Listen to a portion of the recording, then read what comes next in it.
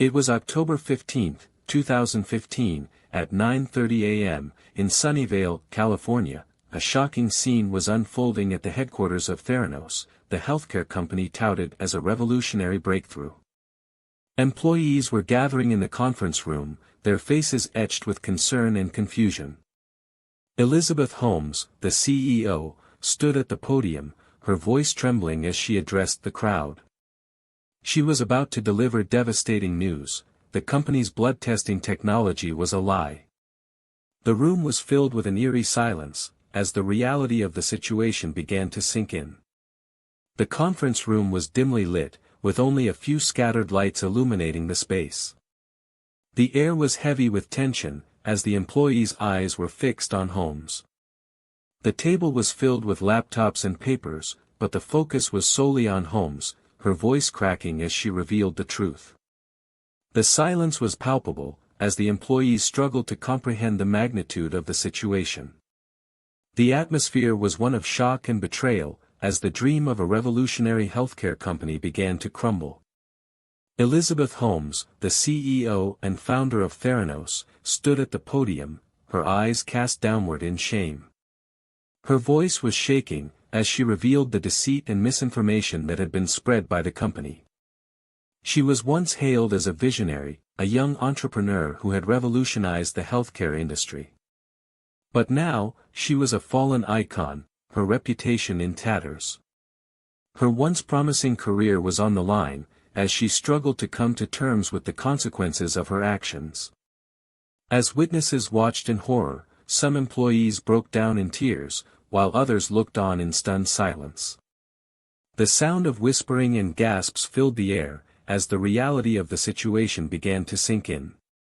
Some employees looked away, unable to bear the sight of Holmes' downfall, while others stared at her, their faces etched with disgust. The scene was one of utter chaos, as the news spread like wildfire through the company. The sound of murmuring and sniffling filled the air, as the employees struggled to process the magnitude of the situation. Before we go further, hit subscribe and the bell. We post new cases every single day. From the biggest heists to the most shocking betrayals, we'll take you on a journey through the darkest corners of human nature. So, if you're ready to dive into the world of true crime, let's get started. Let me take you back to the very beginning of this story. It begins with a young Elizabeth Holmes, a 19-year-old entrepreneur with a vision to revolutionize the healthcare industry. She founded Theranos in 2003, with the promise of a breakthrough technology that could perform rapid and accurate blood tests using just a few drops of blood. But as the company grew, so did the controversy surrounding its claims. The media and investors were wowed by Holmes' charisma and persuasive pitches, but many began to question the science behind Theranos' technology. As the company's valuation soared to $9 billion, investors and patients alike began to wonder how Theranos was able to achieve such revolutionary results. The answer, however, lay in a complex web of deceit and misinformation. Holmes and her team had been using a combination of third-party technology and fake data to convince investors and the public of the company's success. But as the truth began to unravel, the consequences would be severe. The Theranos scandal would become one of the biggest corporate failures in history, leaving behind a trail of devastation and heartbreak. Our story begins with Elizabeth Holmes, the 19-year-old founder of Theranos, a young woman from Washington, D.C., who would eventually become one of the most notorious con artists in American history. Born in 1984, Holmes was a brilliant and ambitious student, who as a teenager, began working on a device that she claimed could revolutionize the blood testing industry. She moved to Palo Alto to attend Stanford University, where she dropped out after just 1 year, determined to pursue her vision for Theranos.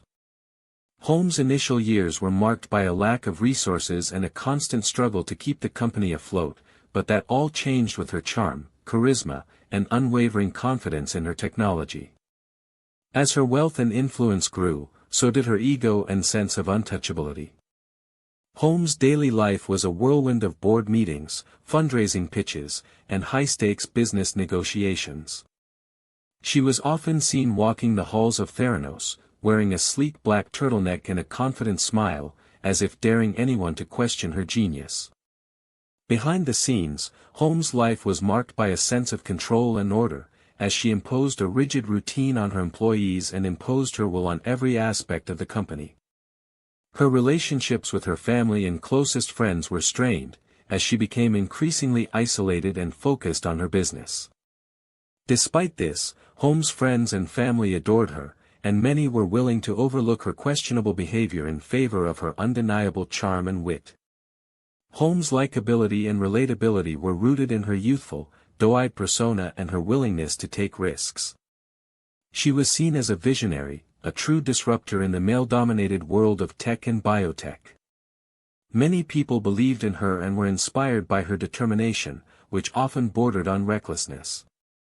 Holmes was a master manipulator, able to charm even the toughest critics and skeptical investors into believing in her tech. She had a way of making people feel invested in her vision, and that made them complicit in her lies. As the years went by, Holmes found herself surrounded by those who were willing to do her bidding, including her trusted advisor, Ramesh Balwani, a fellow Stanford dropout who would eventually become her business partner. Holmes also had a close relationship with her parents, who were fiercely proud of their daughter's accomplishments. However, not everyone was part of her inner circle. She often found herself at odds with more skeptical investors and advisors, who were growing increasingly concerned about the legitimacy of her tech. Despite these warnings, Holmes remained confident in her abilities and the superiority of her technology. It was a beautiful sunny day in late 2013 in Palo Alto, California, a city known for its vibrant tech industry and entrepreneurial spirit. The date was a Thursday, and the temperature was a mild 72 degrees Fahrenheit. The residents of Palo Alto were going about their daily routines, unaware of the massive deception that was unfolding before their eyes. In a state-of-the-art lab, nestled in the heart of Silicon Valley, the team at Theranos Incorporated was beaming with pride about their revolutionary technology. The air was electric with excitement, and the smell of freshly brewed coffee wafted through the air as the engineers and scientists worked tirelessly to perfect their blood testing devices. In the months leading up to this fateful day, Theranos had been making waves in the tech industry, touting its blood testing technology as a game-changer in the field of healthcare. Elizabeth Holmes, the 30-year-old CEO of Theranos, had been charming investors and the media with her vision of a future where lab results could be obtained quickly and accurately using a simple finger prick. She had dropped out of Stanford at the age of 19 to pursue her dream of creating a revolution in healthcare, and her determination and charisma had earned her a reputation as a visionary leader. Her team had been working around the clock to perfect the technology, but rumors were beginning to circulate about the accuracy of their machines. Investors were starting to get nervous, but Holmes was confident that her technology would change the world. The truth about Theranos technology finally began to unravel in 2015, when investigative journalist John Carreiro of the Wall Street Journal began to question the validity of their claims. Medical experts and researchers were skeptical of the company's boasts, and their concerns were soon validated when it was discovered that Theranos machines were not as accurate as they claimed to be. In fact, many of the samples were being analyzed using traditional lab methods, and the miniaturized machines were nothing more than props. The company's investors were devastated, and the stock price plummeted. Holmes and her team were in denial, but the evidence was stacking up against them. The most shocking detail of this scandal was that Theranos CEO Elizabeth Holmes had misled investors and the media about the accuracy of her company's blood testing technology, claiming that her machines could perform over 200 tests using just a few drops of blood. But in reality, many of these tests were not even possible with the technology she had developed. This was a devastating blow to the reputation of the company and its CEO, and it would eventually lead to a string of lawsuits and regulatory actions against them.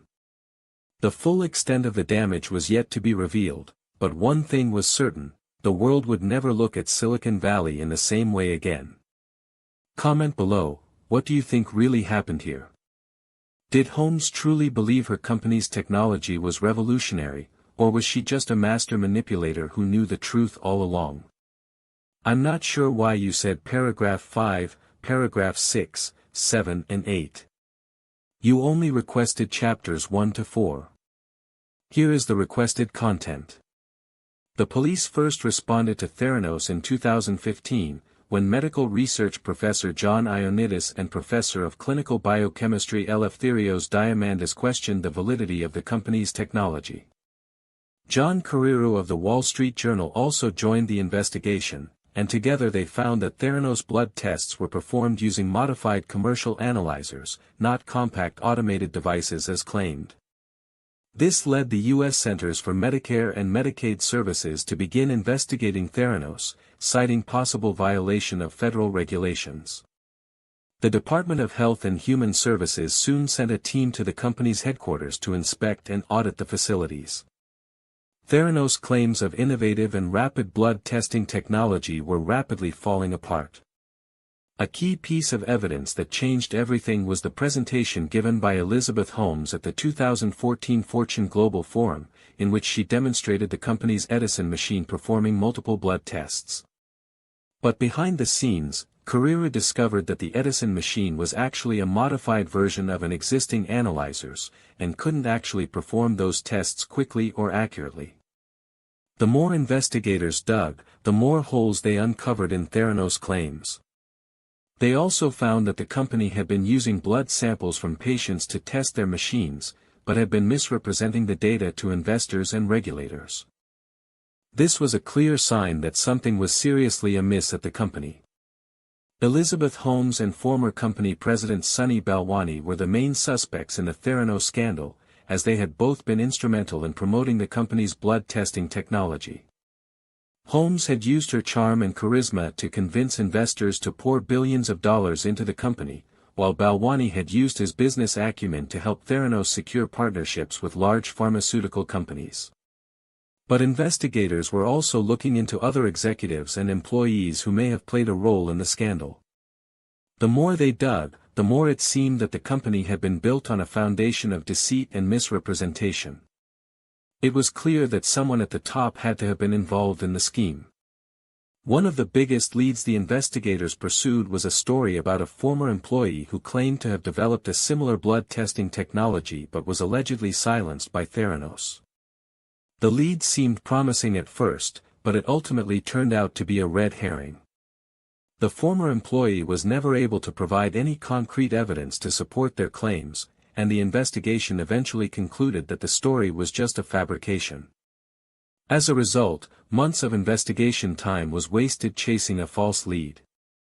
The incident was a costly mistake that may have slowed down the investigation, but it ultimately didn't change the outcome.